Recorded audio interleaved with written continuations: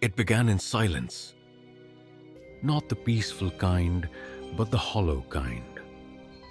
The kind that lingers after a child's laughter disappears from the walls. The kind that seeps into the corners of a life, muffling even the sound of your own heartbeat. Clara Marin had learned to live in that silence. 18 years of it. Some days it felt like breathing through glass, seeing the world move on from the other side, untouched, unreachable. There were no new photos on her mantle, no birthdays marked in bright ink. Just an old, sun-bleached Polaroid her daughter at 2 years old, reaching up with hands still sticky from juice and joy. And over her left eye, that mark. Violet, shaped like a lotus. Etched into Clara's memory like a scar that never stopped throbbing. Most people, if they ever spoke about it at all, called it a tragedy, a case gone cold, a story best left buried. But Clara had never buried her daughter. Not in her mind, not in her heart, and not in the pages she turned every night, scouring news, faces, names, hoping. Then one day, in the quiet hum of the library, something stopped her hand mid-turn. A glossy magazine cover, a face half caught in sun and shadow. The cheekbones were different. The smile, practiced, but the eyes, and that mark. No name, no warning, just the unbearable familiarity of something stolen, returned. A ghost of her daughter, reborn in print. And in that moment, the silence broke. What came next would unravel everything. This is the story of the girl in the magazine. The light in the library had that soft, gold-tinted quality of late afternoon, the kind that catches in the dust and makes everything feel like a memory. Clara Marin moved through the stillness as she always did, with careful hands and quiet eyes, her steps nearly soundless on the old hardwood floor. To the patrons, she was a gentle presence, helpful, invisible almost. But to those who had known her before the daycare, before the search, before the grief, calcified into ritual, she was someone else entirely. Someone hollowed out and quietly holding on. She shelved books the way others lit candles in church. Every spine that touched her fingertips was another prayer, another fragile hope she didn't dare name. The missing person flyers were long gone. The police files closed, but in her wallet, hidden behind her library ID and a coffee punch card she hadn't used in years, was a photo. Ella, 2 years old, laughing, eyes crinkled, a soft birthmark blossoming like violet ink beneath her left eye. Clara touched it sometimes when no one was looking, just the edge of the photo, soft with wear. She didn't cry anymore. The tears had stopped years ago, replaced by a silence that seeped into everything: her routines, her breathing, her sleep. The world had moved on without her. She simply remained in place. But that wasn't the end. That afternoon, as the quiet hour crept in, Clara was unboxing new materials in the backroom: subscriptions, returns, journals, the usual stack of gloss and pulp. She slit open the box with a box cutter, her hand moving on autopilot, and began sorting titles by category. Her fingers paused on the top magazine, Vogue, A soft click of the plastic cover snapping free. Then silence. The woman on the cover wasn't posing. She was standing in a field of tall grass, sun filtering through her light brown hair, skin freckled from the sun. She wore a red cotton blouse, shoulders bare, and a scarf tied over her head. There was something wild about her, not feral, but free, untamed. And then Clara saw it. The mark.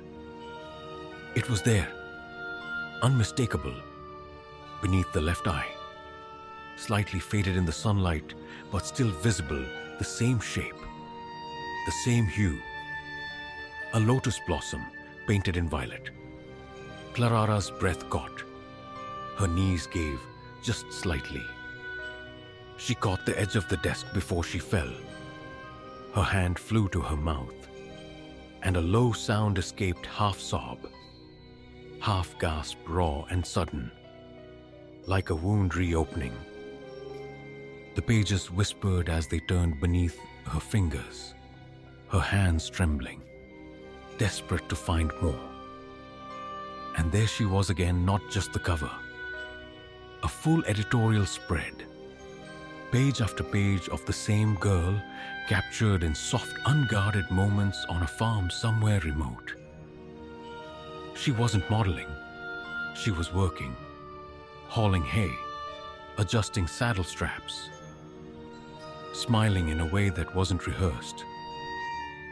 She looked real, alive, and older. Of course, she was older now. 18 years older. But that birthmark had never changed. It wasn't proof. Not yet.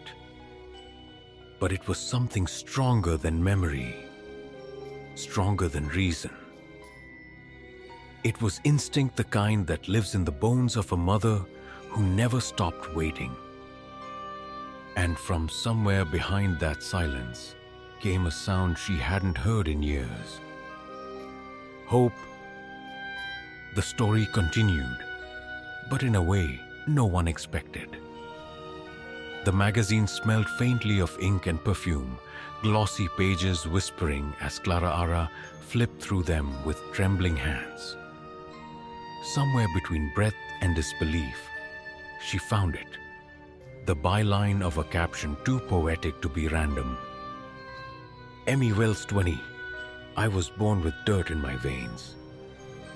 A name, a place. Kessler Farm. Her gaze locked on the photo, the girl in the article, looking over her shoulder mid-step in a wheat field. Sun slanting through strands of honey gold hair. And that smile. Wide, uneven, unconcerned. The same smile Ella gave when Clara tucked her in and whispered, "Sleep well, my lotus blossom." That smile had vanished from the world 18 years ago. And yet here it was again, alive in a stranger's face. Not just similar, identical. It punched the breath from Clara's lungs. She folded the magazine with reverence, clutching it to her chest like a sacred thing, like scripture. Her knees threatened to give way. But her hands were steady now. Steadier than they'd been in years. The same hands that once buttoned Ella's coat, fastened tiny shoes, held a baby that hadn't yet been taken. Clara didn't wait. She was out the library doors before the afternoon light could change. The world outside blurring past in muted shades of grief and frantic hope. Asheville's autumn leaves crunched beneath her steps as she walked with purpose, not to her car. Not home, but straight to the police station. It had taken 18 years to find something that wasn't a dead end. And she wasn't about to let it go. But that wasn't the end. Detective Gary Holden had aged since she last saw him, hair now fully gray. His posture a little slower, but the look in his eyes hadn't changed. It was the same look he gave her the night they told her Ella was gone. When she placed the Vogue magazine on his desk, open to the page with the photo, she said nothing. She didn't have to. Holden stared for a long time, then leaned back and exhaled. The resemblance wasn't just uncanny, it was impossible to ignore. He picked up the phone. Within hours, they had confirmation. The photos were part of a rural agriculture spread shot by a freelance photographer named Leah Dalton. They reached her first, then traced the shoot to its location, a working farm in the hills. Guess that farm? The girl's name in the records was Emmy Wells. No birth certificate, no prior employment. Just there, on a farm, raised with dirt in her veins. But none of that mattered to Clara, because what mattered was the ache rising in her throat when the detective said, "She's listed as a day worker, not adopted, not enrolled, temporary," which meant she could disappear again, any minute. Clara didn't give him a choice. "I'm going with you," she said. "You can tell me it's against protocol, that it's complicated or premature. But if she is who I think she is, she might not know me. But I would know her. In any lifetime." Holden didn't argue. And when Clara stepped into the unmarked cruiser that would take her back into the quiet heart of the countryside where answers had finally begun to stir, she carried only 3 things: a photograph, a name, and a hope she'd buried long ago, now rising like breath in the cold. The tavern was warm with laughter and flickering neon. But to Clara, it all felt like a hollow echo. She sat at the end of the bar, fingers wrapped around a glass of soda. She hadn't touched, her mind replaying every glance, every hesitation at the Kessler farm. The taste of being lied to still lingered on her tongue. And then, there was Bran. The young bartender had an easy presence, the kind that belonged in small towns where everyone knows everyone. But it was his name that hit her like a cold gust through a broken window. Pledger. Her breath caught in her throat. Maurice Pledger, the woman who had walked out of a daycare with her daughter. The woman whose body was found hanging in a forest. The woman who somehow this boy at the bar called Mom. She hadn't meant to say it aloud. Not then. Not so soon. But the truth spilled like water through cracked stone. My daughter. She was taken from her daycare 18 years ago. The woman who took her was Maurice Pledger. The smile vanished from Bran's face. His hand stilled on a cloth he'd been using to wipe down the bar. He stared at her, eyes searching, and then slowly, he said, "Maurice was my mother." Time slowed, the music, the laughter, the clinking of glasses all faded into static. Only their quiet voices remained. "She died when I was 5, he said. "My dad raised me after that. We never talked about her much. He said she died because of a man who hurt her. said he got her killed. Clara nodded slowly, trembling. Rowan, he's your father. Bran looked up. Yes, Rowan Pledger. The name was a match. The same name John Kessler had fumbled at the farm. The man who supposedly sent workers. A ghost behind a locked door. And just like that, the loose threads began to knot together. From behind the bar, Bran led her to a quiet corner. And in that half-lit space, where the wood-paneled walls bore the ghosts of country nights long gone, he began to tell her things he didn't even realize he knew. He lives out past the ridge, not far from here. Keeps to himself. Has a small farm. Nothing big, but it's quiet out there. Isolated. The word hung heavy in the air. Isolated. Clara clutched her bag tighter, her fingers brushing against the edge of the magazine still folded inside a photograph of a girl in a field. A lotus bloom on her face, smiling like Ella used to. "I need to see him," she said. Bran hesitated. "He's not a bad man," he said, almost to himself. "But he's hiding something. I've known it for a while now." Then he looked up. Something changed in his expression, a quiet resolve rising in his eyes. "I'll take you." The air outside had gone colder, sharper, as they stepped out of the tavern and into the night. Clara felt the world narrowing around her. Each step forward was a descent into something older, deeper, a truth buried under layers of silence and years of pain.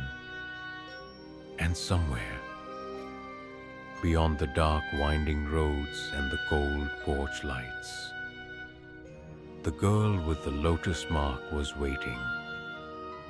But that wasn't the end. What came next didn't feel real at first. The drive to Rowan's farm was mostly silence, thick and fragile. The kind that wraps itself around your ribs and waits to break. Bran barely spoke, his jaw tense, hands gripping the wheel like the truth might slip if he loosened them. Clara followed in her own car, eyes fixed on his taillights, her knuckles pale against the steering wheel. The roads narrowed the farther they went. Fields gave way to dense tree lines and mist that clung low to the earth, like secrets refusing to rise. When they reached the farmhouse, the porch light was on, a dim, amber glow casting long, anxious shadows across the yard. Rowan stepped out, his silhouette tall, worn, unyielding, but the weariness in his voice betrayed him when he asked what this was about. Then she stepped into the light. Emmy? The moment stretched, held its breath. She was taller than Clara remembered, of course she was, but her presence stopped time. The way she stood, rooted yet uncertain, the wind catching the strands of her hair like a whisper, like a lullaby someone once sang. And there it was, faint but unmistakable, the birthmark. A soft violet lotus blooming around her left eye.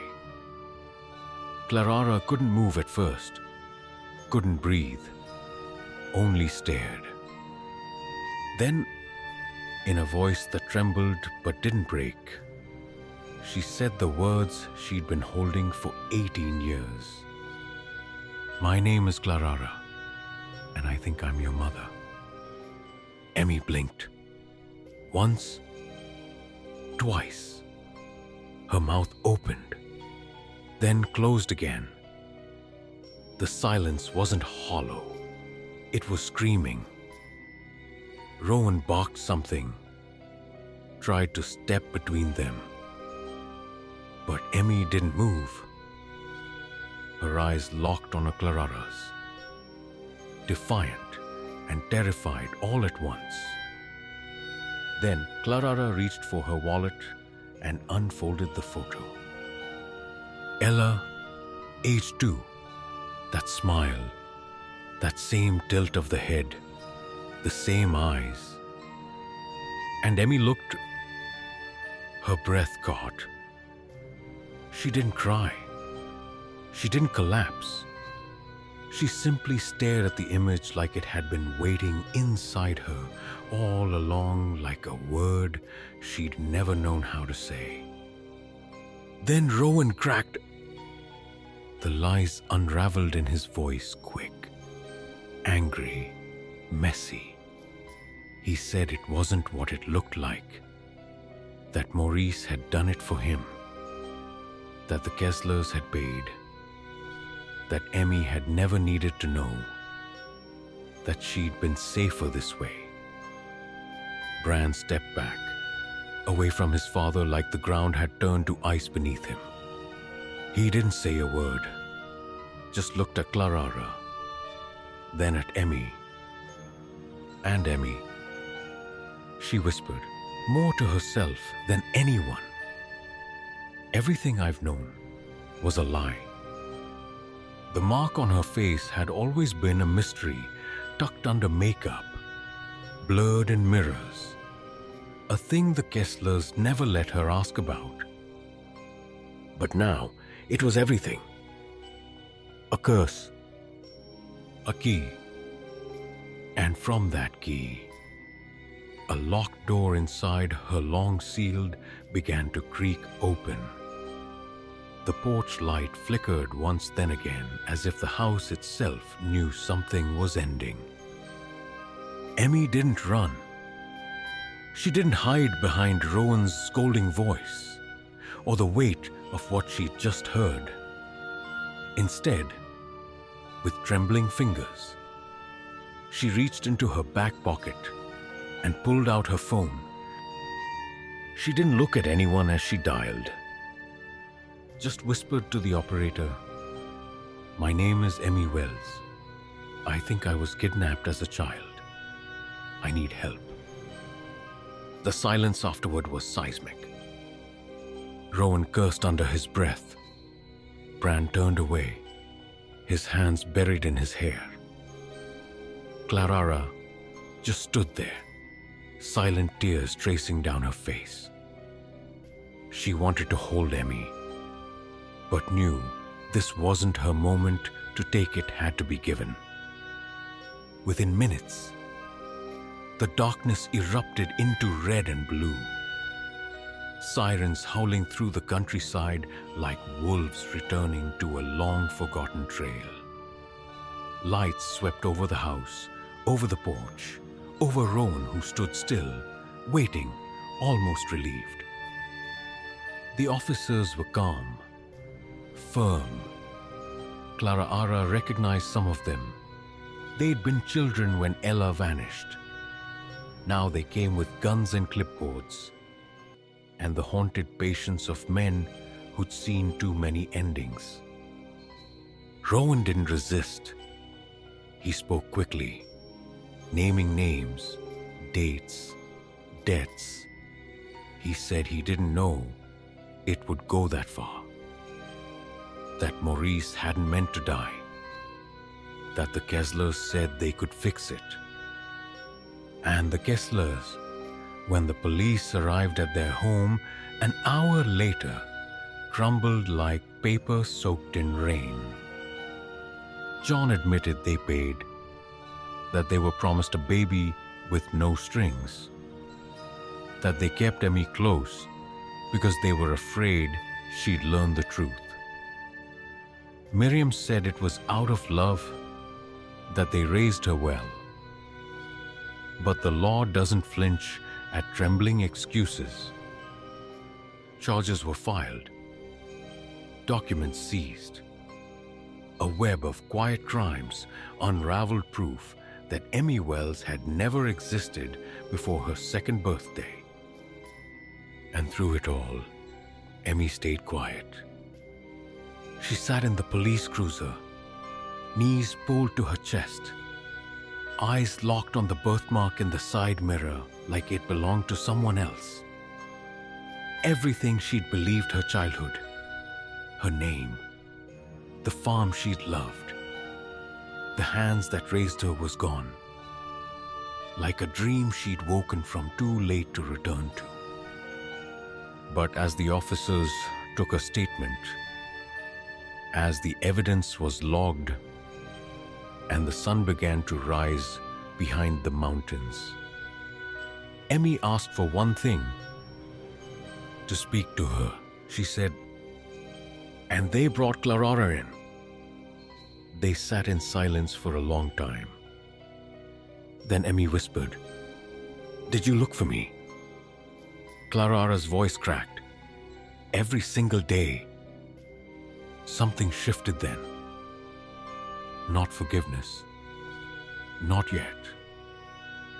But the start of something heavier shared. Emmy was free now. No longer anyone's secret, but freedom. She was learning is heavier than chains.